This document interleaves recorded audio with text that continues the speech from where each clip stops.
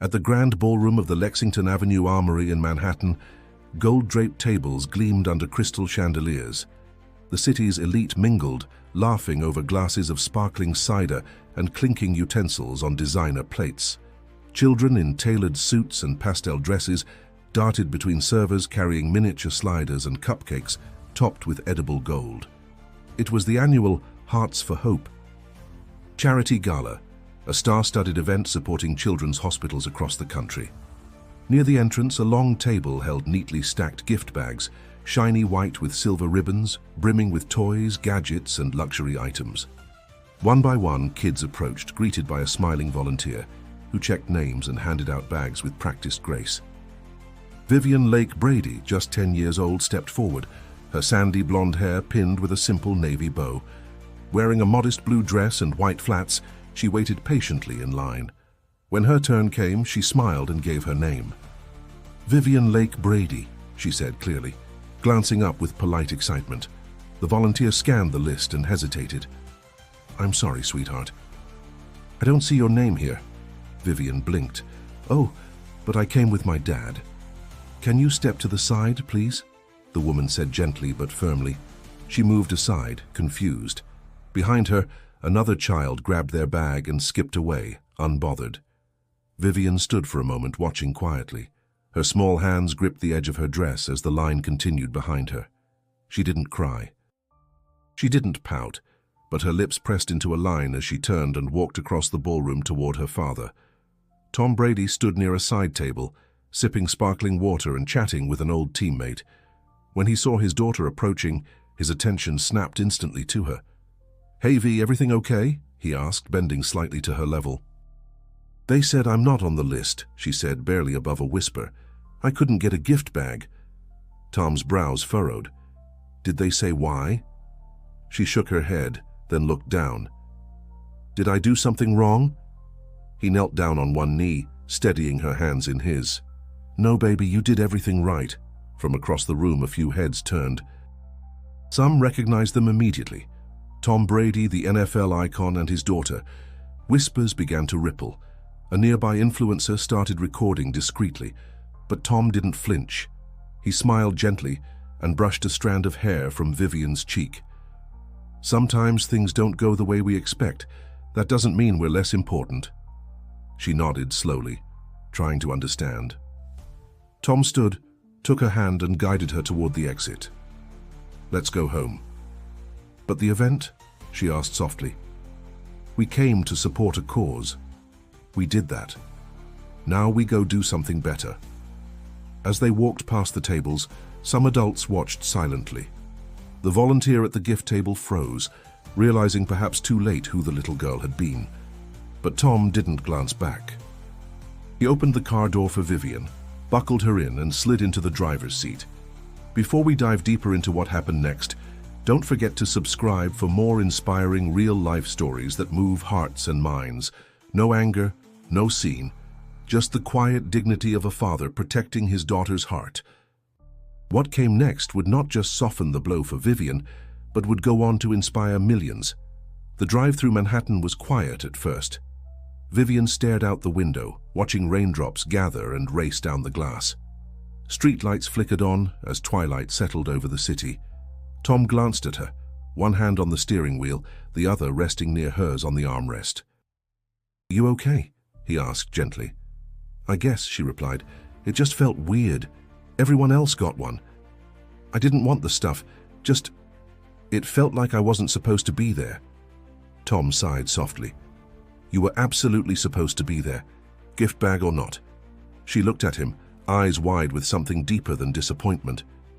"But why didn't they have my name?" "I don't know," he said honestly. "Maybe it was a mistake. Maybe someone forgot. But that doesn't change how valuable you are." They stopped at a red light, and Tom turned to her. "You know, sometimes people make others feel small without realizing it. What matters is how we choose to respond." Vivian nodded slowly, absorbing every word. Back at the venue, a video was spreading fast. Shot from behind a floral centerpiece, it showed Tom Brady kneeling beside his daughter, comforting her, then walking out without a word of protest. No demands, no entitlement, just a calm exit that quietly resonated. On social media, the clip began trending within hours. Tom Brady leaves charity event after daughter denied gift bag. Grace over fame. Tom Brady's quiet class act. That little girl is being raised right. But Tom hadn't checked his phone. He was now home, sitting on the living room floor with Vivian, sorting through a box of old letters and drawings from fans and patients he'd visited over the years. "Do you remember this one?" he asked, holding up a crayon drawing of a football with wings. Vivian giggled. "Is that supposed to be you flying?" "Apparently," he grinned. "You know, I used to visit hospitals a lot when I was playing. Some of the kids couldn't even get out of bed, but they were always smiling." She looked thoughtful. "Did they get gift bags?" "Sometimes," he said. "But the best thing we gave them was time, listening, laughing, just being there." Vivian was quiet for a moment. Then she asked, "Could we do that?" "What do you mean?" "Give bags to kids in hospitals. Not fancy ones, ones with stuff they actually like." Tom looked at her and felt something shift. "I think that's a beautiful idea." The next morning, Tom posted a short message on his rarely used personal Instagram. "Last night my daughter was disappointed. Not because she didn't get something, but because she felt unseen. That feeling isn't rare. Kids in hospitals feel it every day. So this week, Vivian and I are donating 500 gift bags to children's hospitals nationwide, each one filled with real love, comfort, and joy. Sometimes, the smallest moments create the biggest waves." The post exploded. Within hours, celebrities, fans, and athletes began commenting, reposting, and offering to contribute. Brands offered to donate items. Fans offered to assemble and deliver bags in their local cities. What started as a small, quiet act was beginning to spark something far bigger. Vivian didn't see most of it. She was in the kitchen with her dad, drawing ideas for what to put in each bag. "Maybe some puzzles," she said. "And soft socks. I love soft socks." "And stickers," Tom added. "Cool ones." "And handwritten notes," she smiled. He nodded. "Especially those." The ripple became a wave. Overnight, Tom and Vivian's quiet moment of grace turned into a national conversation. The post was shared by dozens of celebrities, actors, athletes, and even politicians, many of them moved not just by the act itself, but by the humility behind it. People didn't see a famous quarterback flexing influence. They saw a father listening to his daughter. By midweek, Vivian Gift Bag Challenge was trending on social media. Parents encouraged their kids to assemble their own gift bags for local hospitals. Schools joined in. Even a few NFL teams announced they were getting involved, pledging to create care packages inspired by the movement. But for Vivian, none of it was about hashtags or headlines. On Thursday afternoon, she and Tom sat on their living room floor surrounded by boxes. Vivian sorted fuzzy socks by color, while Tom folded little notes she had written in colored pencil. One read, "You are loved, you are strong, you're going to do amazing things." Another simply said, "Hi, my name is Vivian, I'm 10, I hope this bag makes you smile." The bags weren't extravagant. Each one had a small plush toy, a puzzle, a pair of soft socks, some stickers, a coloring book, and a handwritten note. Simple, heartfelt, and personal. Later that week, Tom's team arranged a visit to a children's hospital in Boston, one he had visited many times during his years with the Patriots. But this time Vivian would be leading.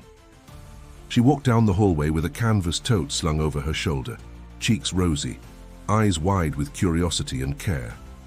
Nurses smiled and whispered her name softly, not because she was a celebrity's daughter, but because of what she represented. In one room, a little boy named Caleb sat propped up in bed, a Spider-Man blanket tucked around his waist. He was 6 and had been undergoing chemotherapy for nearly a year. Vivian stepped in gently. "Hi, Caleb," she said, holding out a bag. "I brought you something." He looked up, surprised. "For me?" She nodded. "Yeah. I hope you like it." Caleb took the bag carefully and opened it, his fingers slow but eager. When he pulled out the socks, bright red with lightning bolts, his smile stretched wide. "These are awesome. Tom stood back, watching the moment unfold, heartful. But it was when Caleb pulled out the note that something shifted. He read it aloud, quietly. "You are loved. You are strong. You're going to do amazing things." He looked up at Vivian. "Did you write this?" She nodded. "Thanks," he whispered. That's the nicest thing anyone said all week. Vivian sat beside his bed, and for the next 10 minutes they talked about superheroes, school, and what it felt like to miss recess. No cameras, no spotlight. Just two kids, one sharing a moment the other would never forget. Later, walking down the hallway, Vivian looked up at her father. "I think Caleb liked the socks." "I think he liked everything," Tom smiled. When they got home that night, Vivian opened a small envelope that one of the nurses had handed her. Inside was a crayon drawing of a girl with a gift bag, smiling beside a boy in a hospital bed. Tom framed it that evening. In the days that followed, Vivian helped design more bags, coordinate drop-offs, and even suggest themes for different seasons. But more than that, she seemed to glow with a quiet confidence, a sense that she was part of something that truly mattered. And the world, watching from a distance, kept learning from her. The movement didn't slow. It accelerated. By the end of the month, over 10,000 gift bags had been delivered to hospitals in 15 states. Families from all backgrounds participated. In small towns and major cities, children gathered in living rooms and classrooms to pack bags inspired by one little girl who chose kindness over complaint. What had begun as a father-daughter moment was now a national ripple of compassion. Vivian remained deeply involved. She didn't crave the attention, she simply enjoyed the mission. Each weekend she sat at the kitchen table with her father, making new notes and drawing pictures to include in the next batch of deliveries. Her favorite touch was always the stickers. "No gift bag is complete without at least 3 glittery stars," she declared one morning, carefully placing them on a folded note. Tom laughed. Spoken like a true professional. They visited another hospital, this time in Tampa. Vivian carried a basket filled with her favorite soft items. When she entered the pediatric ward, the room brightened, not because of who she was, but because of the way she moved, gentle, calm, focused on others. One little girl, named Imani, had just undergone a painful treatment and was curled up in bed, listless. Vivian walked over slowly, crouched beside her, and offered a gift bag. "It's for you," she whispered. "I picked out the socks myself." Imani blinked, then reached out and took the bag with slow, trembling fingers. She smiled faintly. Vivian sat beside her for nearly 20 minutes, telling her stories about her own dog, her love of puzzles, and how she once tried to cook breakfast but burned the toast. Imani laughed softly. "You're funny." "I try," Vivian replied, grinning. When Tom watched from the hallway, a nurse turned to him and said, "You know, it's not often a child understands this kind of empathy." "She's teaching me every day," Tom replied. That evening, Tom received a private email from the original organizers of the charity event where it had all begun. The message was short and apologetic, acknowledging the oversight, offering sincere regrets, and a formal invitation to next year's gala, with a note that Vivian's name would be at the very top of the list. Tom read the message and closed the laptop without replying. He didn't need a formal gesture. His daughter had already moved far beyond it. The next morning, Tom and Vivian returned to the Boston hospital for another drop-off. But this visit held something different. As they entered, a young girl named Lily ran up to Vivian and threw her arms around her waist. "I got your gift bag," she said excitedly. "I kept the socks under my pillow so I wouldn't lose them." Vivian hugged her back, caught off guard. "How you really liked it?" "I wrote you a letter," Lily said, handing her a folded pink envelope. Vivian opened it carefully. Inside, in uneven handwriting, it said, "You made me feel special. Thank you for not forgetting kids like me."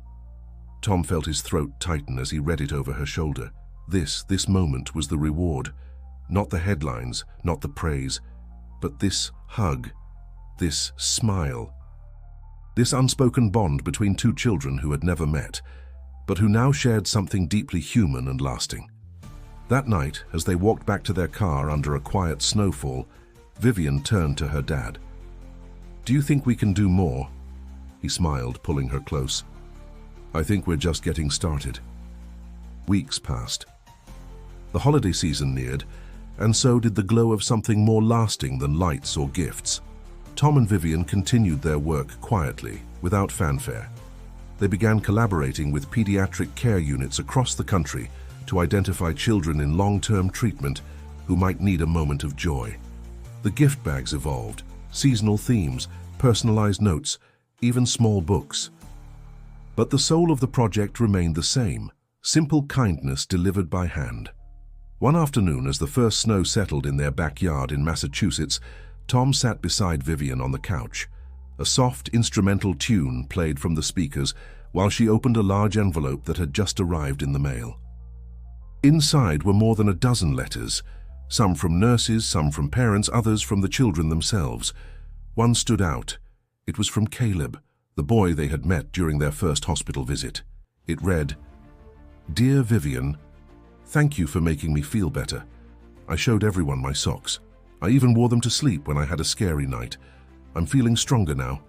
I hope you are happy. Love, Caleb." Vivian read it slowly, then looked up at her dad. "I think Caleb's going to be okay," she said with a quiet smile. Tom nodded, unable to speak for a moment. Later that evening, they sat by the fire with mugs of hot cocoa, watching as the wind whirled flakes outside the window. Vivian leaned against her father's shoulder. "Daddy," she asked softly, "do you think if I had gotten a gift bag at that party, none of this would have happened?" Tom was silent for a moment. "Maybe not," he said honestly, "but life has a way of using small moments to build something big. You didn't get a gift bag, and instead you gave thousands." Vivian thought for a moment. "I think it was better this way."